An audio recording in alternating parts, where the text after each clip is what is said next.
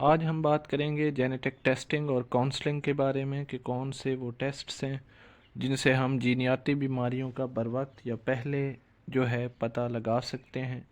कोई genetic disorder जो है उसका रिस्क जो है वो इस तरह से असेस करने का फ़ायदा ये है या किस टाइम वो किया जाता है कि जब कोई चाइल्ड जो है उसकी कंसेप्शन से पहले, यानी ये जो प्रेगनेंसी है उसके डिसीजन से पहले या अर्ली स्टेजेस ऑफ प्रेगनेंसी जो है उस टाइम पे जो है किसी बीमारी का पता लगाने की कोशिश की जाती है और इसके लिए जेनेटिक टेस्ट्स जो हैं यूज़ किए जाते हैं।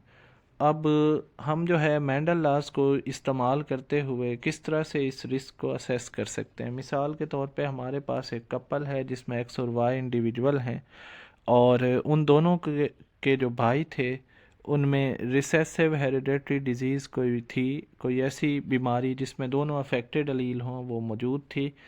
अब इससे हम ये अंदाज़ा लगा सकते हैं कि ये जो दोनों इंडिविजुअल हैं इनके जो पेरेंट्स होंगे आ, वो दोनों जो हैं हेट्रोजाइगस हों, तभी उस सूरत में जो है इन दोनों के बिरादर्स जो हैं वो होमोजाइगस रिसेसिव हो सकते हैं। यानी ये जो इंडिविजुअल है हमारे पास ये कैपिटल ए और स्मॉल ए और capital A small A cross के नतीजे में पैदा हुए हैं। अब ये इंडिविजुअल्स जो हैं ये कैरियर हैं क्योंकि ये जो दोनों हैं ये कैरियर्स हैं क्योंकि इनमें तो वो बीमारी मौजूद नहीं है, लेकिन ज़ाहिर है इनके पेरेंट्स में एक रिसेसिव जीन जो है मौजूद था, तो वो जीन जो है वो इनमें मुंतकिल हो सकता है, उसके चांसेस हैं। तो ये या तो होमोजाइगस डोमिनेंट होंगे या फिर हेट्रोजाइगस होंगे और कैरियर्स होंगे, और इसमें जो है इनमें वो जीन जो है जो डिफेक्टिव जीन है वो मौजूद होगा। अगर हम मेंडल के लॉ ऑफ सेग्रीगेशन की बात करें तो उसमें हमारे पास जो डोमिनेंट और रिसेसिव की रेशो आती है हमारे पास F2 में, वो है हमारे पास 3:1, यानी 3 डोमिनेंट होते हैं और एक इंडिविजुअल उसमें रिसेसिव होता है। अब जो 3 इंडिविजुअल डोमिनेंट होते हैं उसमें दो सिचुएशंस हैं, एक इंडिविजुअल जो है वो होमोजाइगस डोमिनेंट है और दो इंडिविजुअल्स जो हैं वो हेट्रोजाइगस डोमिनेंट हैं। यानी इसमें जो कैरियर है उसकी जो हमारे पास रेशो होगी वो होगी 2/3, यानी 3 डोमिनेंट हैं उसमें से दो हमारे पास कैरियर्स होंगे। तो ये जो हमारे पास कपल है इसमें भी हर इंडिविजुअल के कैरियर होने के जो चांसेस हैं वो हैं 2/3। अगर ऐसे कपल के यहाँ जो है कोई जो है वो चाहते हैं कि उनके यहाँ कोई बच्चा हो, तो उसमें इस बीमारी के चांसेस जो हैं वो कितने होंगे, वो हैं हमारे पास 1/9। ये हम कैसे कैलकुलेट करते हैं, एक पेरेंट के लिए हमारे पास चांस है 2/3, दूसरे के लिए भी क्या चांस होगा 2/3 के वो कैरियर है, और अगर उनका फर्स्ट चाइल्ड जो है वो अगर होमोजाइगस रिसेसिव है तो उसके लिए हमारे पास F2 में चांस था 1/4।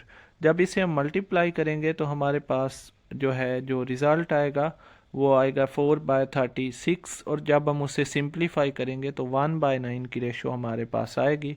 यानी 9 इंडिविजुअल्स में से या 9 बच्चों में से कोई एक बच्चा जो है उसमें बीमारी होगी।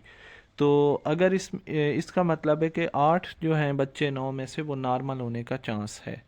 लेकिन इनमें अगर फर्स्ट जो चाइल्ड है वो होमोजाइगस रिसेसिव बीमारी के साथ प्रोड्यूस हो जाता है तो फिर इनमें जो है जो कैरियर होने की तस्दीक हो जाएगी, और जो नेक्स्ट इंडिविजुअल है या नेक्स्ट चाइल्ड है उसके होमोजाइगस रिसेसिव होने के जो चांसेस हैं हमारे पास वो हो जाएंगे 1/4। तो इस तरह से हम मेंडल का लॉ इस्तेमाल करते हुए हम जो है प्रिडिक्ट कर सकते हैं कि किसी कैरियर जोड़े के अंदर उनके अफेक्टेड बच्चे पैदा होने की जो प्रोबेबिलिटी है या इम्कान है वो कितना हो सकता है। अब नेक्स्ट है हमारे पास कि हम कैरियर्स को किस तरह से आइडेंटिफाई कर सकते हैं।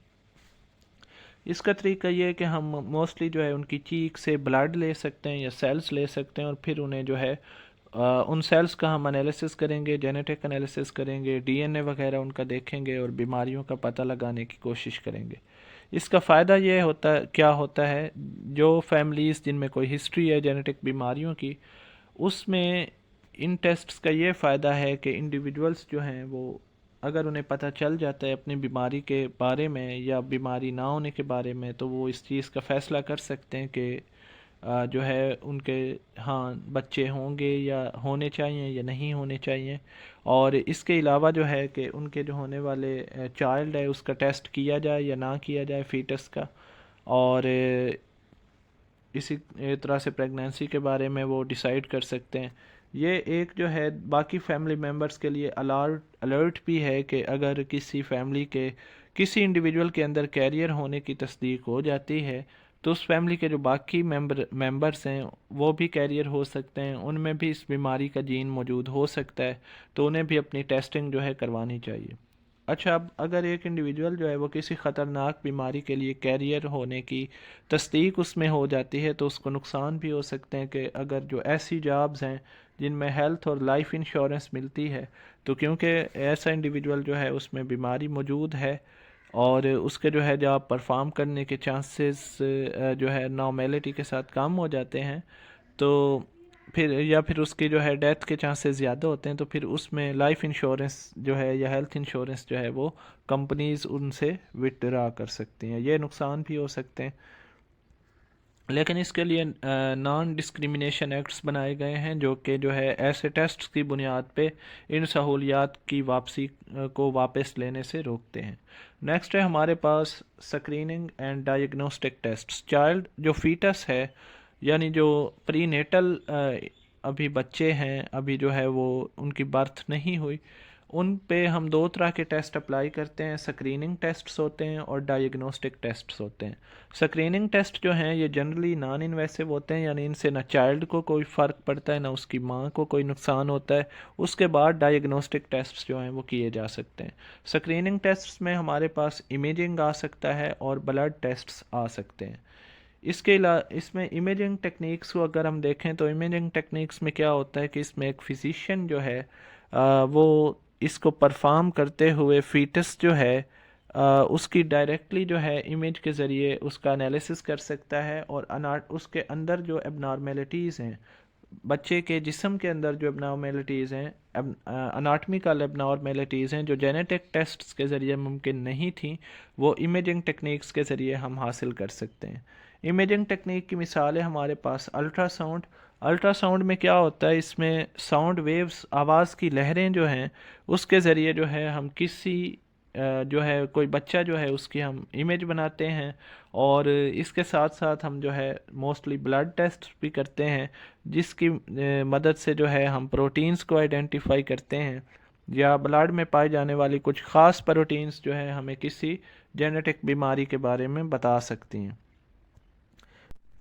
नेक्स्ट हम इसमें जो है फीटल डीएनए को एक्सट्रैक्ट कर सकते हैं मैटरनल टिश्यूज़ में से, जिसे हम सेल फ्री फीटल डीएनए कहते हैं। और इस डीएनए के एनालिसिस के ज़रिए हम जो है जो क्रोमोसोमल डिफेक्ट्स हैं या जो फीटस है उसके अंदर जो क्रोमोसोम के अबनॉर्मेलिटीज़ हैं उनका हम पता लगा सकते हैं। ये स्क्रीनिंग टेस्ट्स होते हैं। नेक्स्ट है हमारे पास डायग्नोस्टिक टेस्ट्स। डायग्नोस्टिक टेस्ट्स में हमारे पास ज़्यादातर दो तरह के टेस्ट होते हैं, एमनियोसेंटेसिस है और इसके अलावा क्रोनिक विलस या कोरियानिक विलस सैम्पलिंग है। सबसे पहले एमनियोसेंटोसिस में हम क्या करते हैं, इसमें जो है एक जो है हमारे पास इसकी अगर हम जो है टाइम की बात करें तो 15th या 16th वीक जो होता है प्रेगनेंसी का, यानी 15वां या 16वां हफ्ता, उस टाइम पे हम ये टेस्ट जो है परफॉर्म कर सकते हैं एमनियोसेंटेसिस।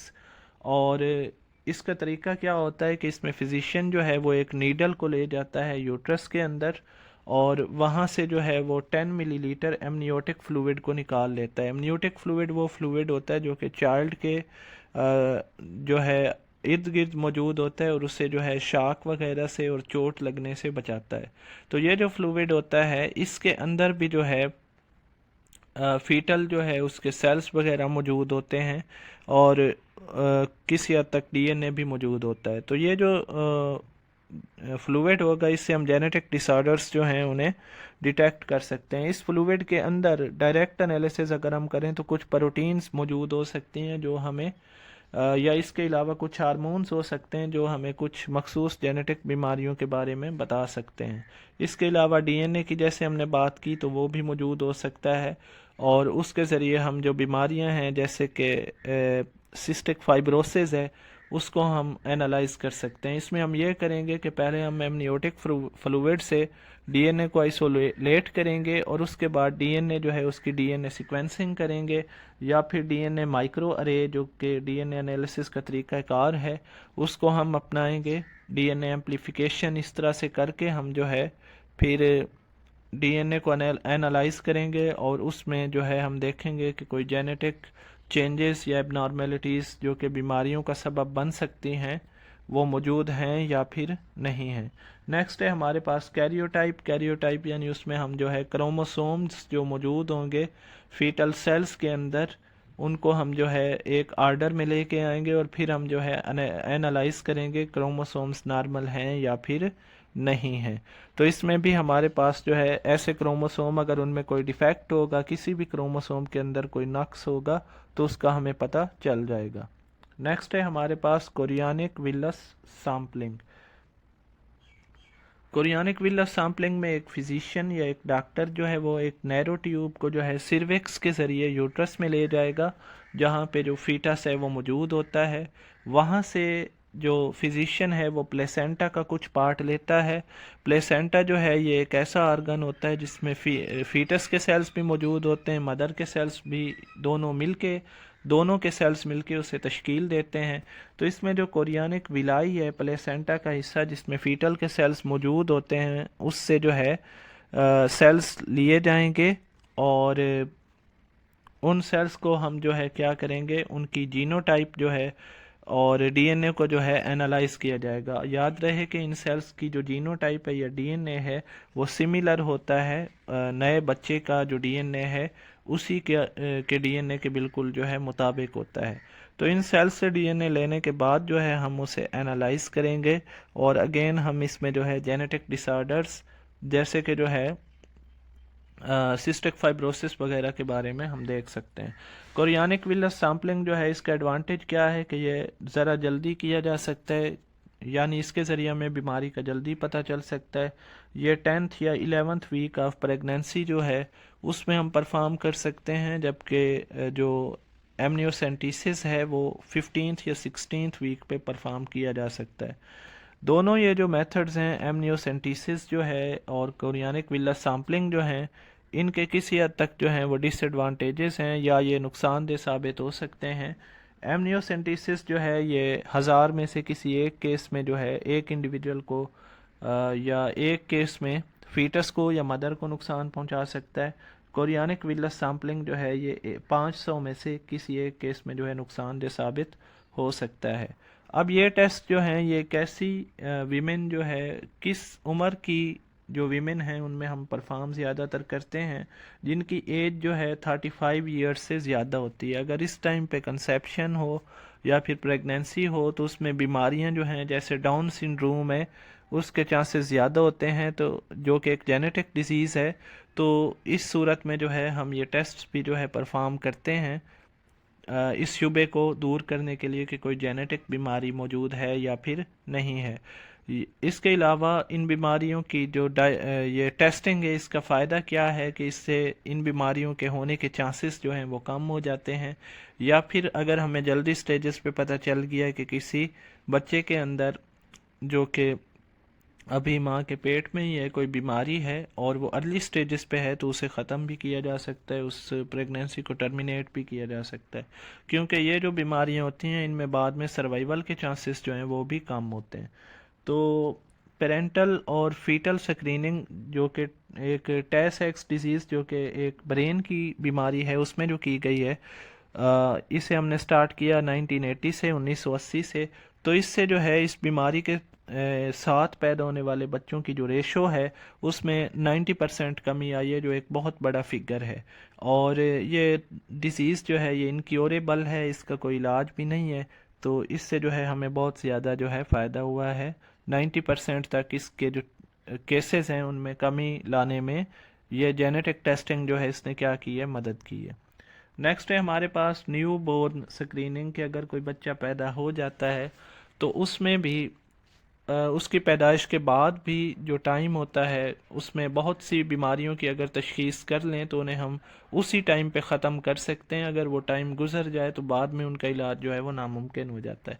हमारे पास जो है अगर हम यूएस की बात करें तो ऐसे 100 टेस्ट मौजूद हैं जो कि किए जा सकते हैं न्यूबॉर्न बेबीज़ पे।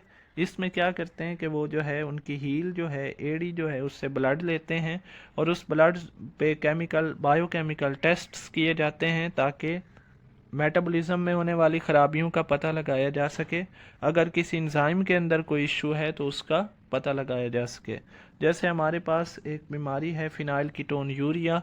फिनाइल कीटोन यूरिया में क्या होता है कि इंडिविजुअल्स जो हैं वो एक अमीनो एसिड फिनाइल एलानीन और इस अमीनो एसिड का बाई प्रोडक्ट फिनाइल पायरुवेट जो है उसको ब्रेक डाउन नहीं कर सकते और नतीजे के तौर पे ये जो अमीनो एसिड है ये उनके ब्लड में जो है टॉक्सिक लेवल तक ये जो है जमा होना शुरू हो जाता है। ये एक रिसेसिवली इनहेरिटेड डिजीज़ है, यानी ऐसी बीमारी है जिसमें अगर दोनों जीन ख़राब आ जाएंगे तो फिर ये मुमकिन होगी और ये 10,000 से 15,000 इंडिविजुअल्स में से किसी एक को हो सकती है। इसके अलावा ये जो कंपाउंड है फिनाइल एलानीन और जो है फिनाइल पायरुवेट जो है ये ऐसे बच्चों के ब्लड में मौजूद होगा। ब्लड टेस्ट हम करेंगे तो हमें पता चल जाएगा कि फिनाइल कीटोन यूरिया की बीमारी मौजूद है या फिर नहीं है। और अगर ये मौजूद रहे ब्लड के अंदर तो ये बच्चे के अंदर जो है इंटेलेक्चुअल डिसेबिलिटी यानी जो है बहुत सी दिमागी बीमारियों का सबब बन सकता है, जहानत के मसाइल या पेचीदगियाँ पैदा कर सकता है। तो इस बीमारी को अगर हम जो है अर्ली एज में यानी बच्चे की इब्तदाई उम्र में इसका पता लगा लेते हैं तो हम खुराक चेंज करके इसका इलाज कर सकते हैं। खुराक जो है उसमें हम फिनाइल एलानीन की मिकदार को कम कर देंगे। इसके अलावा हम एस्पार्टेम जैसे स्वीटनर्स जो हैं वो यूज़ नहीं करेंगे क्योंकि इसके अंदर भी फिनाइल एलानीन मौजूद होता है। तो इस तरह से जो है हम इन बीमारियों का जो है क्या कर सकते हैं, इलाज कर सकते हैं।